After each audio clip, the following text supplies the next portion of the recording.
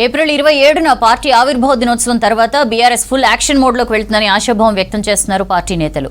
వరుస ఓటములు, వలసలు, వివాదాలతో కుదేలైన పార్టీ ఇప్పుడు సంస్థాగత పునర్నిర్మాణంపై ఫోకస్ పెట్టింది. గ్రామ స్థాయి నుంచి రాష్ట్ర స్థాయి వరకు పార్టీని రీబిల్డ్ చేయాలనే వ్యూహంతో ముందుకు సాగుతోందంటున్నారు బీఆర్ఎస్ నేతలు.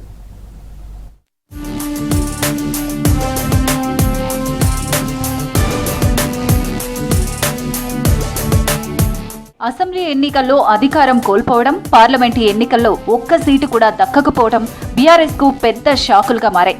దీనికి తోడు 10 మంది ఎమ్మెల్యేలు కాంగ్రెస్ పార్టీలోకి వెళ్లడం పార్టీ బలం మరింత దెబ్బతిన్నట్లు చేసింది. లోకల్ గా ఉండే మెజారిటీ బీఆర్ఎస్ క్యాడర్ కాంగ్రెస్ వైపు మొగ్గు చూపడం గ్రౌండ్ లెవెల్లో పార్టీ బలహీనంగా కనిపిస్తోంది. జూబ్లీహిల్స్ ఉప ఎన్నికల్లో ఓటమి, సర్పంచ్, మున్సిపల్ ఎన్నికల్లో సరైన ఫలితాలు రాకపోవడం పరిస్థితిని మరింత కష్టాల్లోకి నెట్టింది.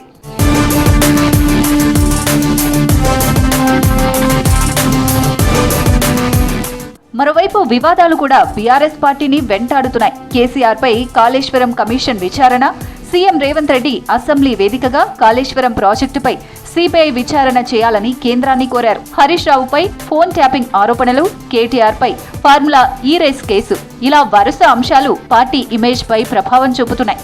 ఇక కవిత సస్పెన్షన్ అంశం కూడా అంతర్గత చర్చకు దారితీసింది. ప్రతిరోజు బీఆర్ఎస్ ను టార్గెట్ చేస్తూ కవిత చేస్తున్న కామెంట్స్ గులాబీ పార్టీకి తలనొప్పిగా మారాయి. త్వరలో కవిత పెట్టే పార్టీతో కూడా బీఆర్ఎస్ కు ఎంతో కొంత నష్టం చేకూరే అవకాశం ఉందని భావిస్తున్నారు గులాబీ లీడర్లు.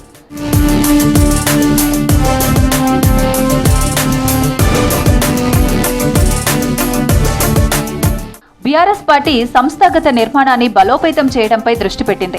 ఏప్రిల్ 27న ఆవిర్భావ దినోత్సవం తర్వాత ఈ ప్రక్రియను వేగవంతం చేయాలని నిర్ణయించింది. గ్రామ స్థాయి నుంచి రాష్ట్ర స్థాయి వరకు పార్టీ నిర్మాణాన్ని పునర్వ్యవస్థీకరించేందుకు కసరత్తు జరుగుతోంది. సభ్యత్వ నమోదు కార్యక్రమాన్ని భారీ స్థాయిలో చేపట్టి ప్రతి కార్యకర్తను మళ్లీ యాక్టివ్ చేయాలని లక్ష్యంగా పెట్టుకుంది బీఆర్ఎస్.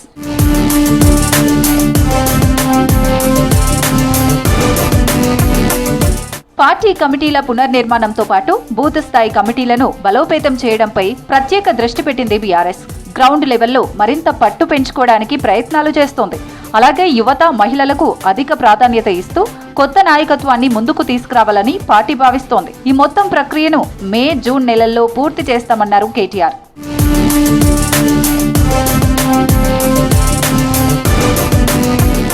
వరుస దెబ్బల తర్వాత బీఆర్ఎస్ పార్టీ సంస్థాగత పునర్నిర్మాణాన్ని చేయనుంది. మళ్లీ రాజకీయంగా పుంజుకునే ప్రయత్నంలో ఉంది.